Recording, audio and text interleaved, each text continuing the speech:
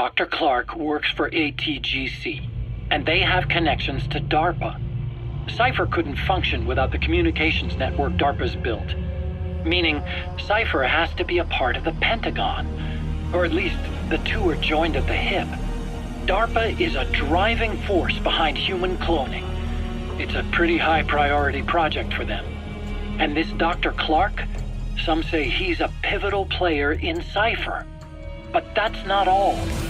Every cell nucleus in an organism contains the genetic information for that organism. Think of it as a blueprint for life. Clark appears to be working on how to decode this information and rearrange it at will. If you could do that, it would mean being able to custom design human beings for specific purposes. Can you believe that? Suppose for a moment that this is all fact. A man of your talents, if your genetic information died with you, that would be a terrible loss for mankind.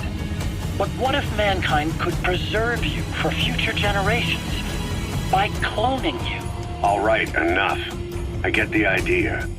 Look, I know it's inductive reasoning, but this weapon to surpass Metal Gear they're developing in Africa, I believe it's something that uses this new technology. Speaking as a fellow scientist, it chills me to the bone. That's rich coming from you. If genes serve as our blueprint, then I wonder if they include an impulse that drives us to tweak the design. Can you imagine that? Genes, encoded with information that wants its children to decode it.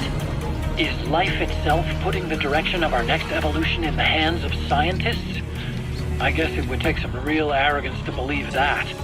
And yet, it could be what Cypher's after. I think you're barking up the wrong tree. But that was an interesting story. It'd make a good movie. You have to believe me.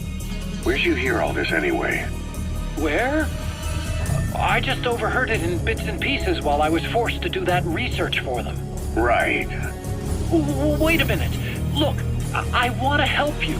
I want to be of service here.